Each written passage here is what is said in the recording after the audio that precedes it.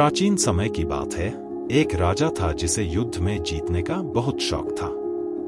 उसके पास कई शक्तिशाली हाथी थे जो युद्ध में उसकी सेना का प्रमुख हिस्सा थे।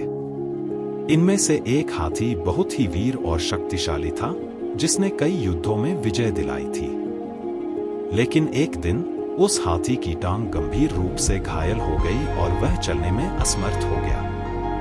राजा को यह खबर मिली तो उसने सोचा कि अब यह हाथी किसी काम का नहीं रह गया। फिर भी राजा ने आदेश दिया कि हाथी का अच्छे से ख्याल रखा जाए, लेकिन अब वह युद्ध में भाग नहीं लेगा। हाथी को अपने पुराने दिन याद आने लगे। वह सोचने लगा कि अब वह किसी काम का नहीं रहा। धीरे धीरे वह दुखी और निराश हो गया और उसने चलना फिरना ही छोड़ दिया।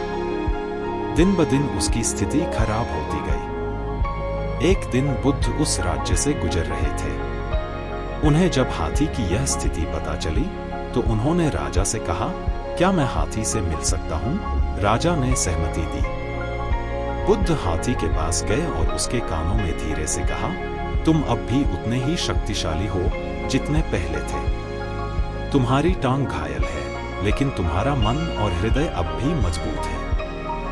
अपने अंदर की शक्ति को पहचानो और उठ खड़े हो। जीवन में चुनौतियां आती हैं, लेकिन उन्हें पार कर आगे बढ़ने का नाम ही सच्ची वीरता है। बुद्ध के इन शब्दों ने हाथी के अंदर एक नई ऊर्जा भर दी। उसने धीरे धीरे खुद को खड़ा किया और फिर से चलना शुरू किया। कुछ समय बाद उसकी टांग भी ठीक हो गई और वह फिर से अपने पुराने साहस और शक्ति के साथ युद्ध में भाग लेने लगा।